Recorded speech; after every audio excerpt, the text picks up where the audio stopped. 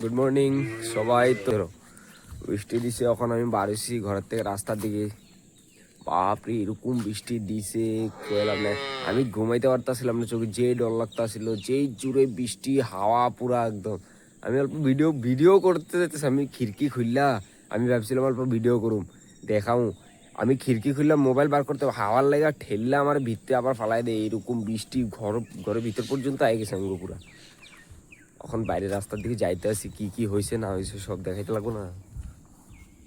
এখন বর্তমান এরকম হয়ে রয়েছে আকাশ, আরো পড়বো নাকি এরকম লাগতেছে, যে সুন্দর লাগতেছে। যাবো রাস্তার দিকে যাবো এখন। এখানে রাজদীপ দেখ, তোকে সুপারি গাছ তিনটা তিনটা ভাঙ্গি গেছে।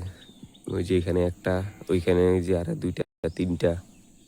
কাকু আর না তো সুপারি গাছ ভাঙ্গি গেল তিন গিয়া নৌগা 10, 11, 12টা সুপারি গাছ ভাঙছে রাজদীপ। ওই যে এগো ট্র্যাক্টর রাখার লেগে ঘর বানিয়েছিল টিন দিয়ে, এটাও ভেঙে গেছে। এই যে উড়ে আনিয়া পুষ্পুনিত ফালাইছে পুরা, মেঘ পুরা ঢাকা রাখছে একদম সূর্যরে। এই যে বড় গাছের ঢালিটাও ভেঙে গেছে একদম। তো গাইস যেরকম ভাবছিলাম, তো আমগো বস্তিতে এরকম তো কিছু হয় নাই মোটামুটি। বেচারা রাজদীপ এগো 12টা সুপারি গাছ বা 9, 10, 12টা সুপারি গাছ ভেঙে গেছে। আর আমগো মানে কলা গাছ ভাঙছে নাকি কয়টা, এই যে দেখা যাইতেছে। কিছু না, এরকম বড় বড় তুফান এরকম ছোট মোটো ঘটনা অল্প হইতেই থাকে, না হইলে আবার কেমনে বুঝছি এত বৃষ্টি তুফান কিছু হয় নাই। রাস্তা একদম শুকনা পুরা, এটা ভালো আছে, জুড়ে বৃষ্টি পড়ছে, রাস্তা শুকনা একদম। আইতে আইতে আমি হঠাৎ দেখছি আমাকে জেঠুদা ঘরের এখানে রান্না করে টিন সব উড়ে দিছিল মানে একদম। আমি কই ফোন করছিল আমার, ভিডিও বানাবি নি, আমি কই বানামু আইতে, আমি আইতে আসি দে। আমি আইতে আইতে টিন সব লাগাই দিছে, ওই যে মানে একটা বাকি রাখছে, ওই যে একটা বাকি রাখছে সব, বলে এদিকে এদিকে একদম পড়া আসছিল, কোকে তুই আইতে দেরি করে দিছস। তখন কাল সব গেছেল গা, আমি টিন ধরে খাড়া হয়ে রয়েছিলাম বাইরে। এই যে কাকু সুপারি গাছ বলে 18টা ভাঙছে, সুপারি লই যাইতেছে এখন ব্যাগে ব্যাগে।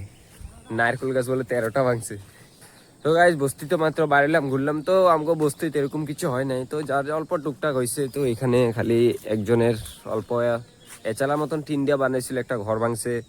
তারপরে শিরিষ গাছ ভাঙছে 1-2টা, ঠিক আছে, সুপারি গাছ ভাঙছে 10-12টা মতন।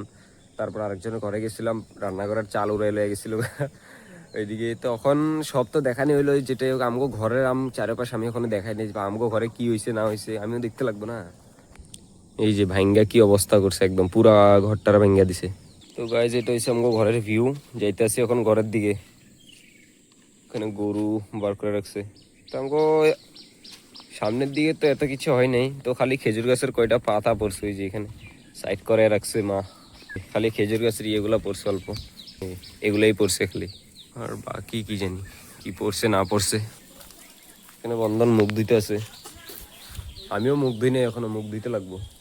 তো যেটাই হয়েছে মানুষের লস হয়েছে বহুত, ধামালি না। 12টা সুপারি গাছ, নারকেল গাছ, মানুষের আম গাছ, তারপর আবার এদিকে ঘর সর ভাঙা, বহুত কিছু নষ্ট হয়েছে। আমগো বলে আমগো সবজি ক্ষেতের গিরা সিরা, মানে গিরা দিছিল, যে গিরাগুলা হাওয়াতে পুরো একদম মানে সব আবার ইয়ে হয়ে গেছে, উঠা পড়ে গেছে, তো এগুলো আবার ইয়ে করে দিছি, ঠিক হয়ে গেছে। তো বাকি গাইস তোমগো এখানে কি কি হয়েছে না হয়েছে কমেন্টে জানাও, কি কি ভাঙছে না ভাঙছে, কিরকম হয়েছে।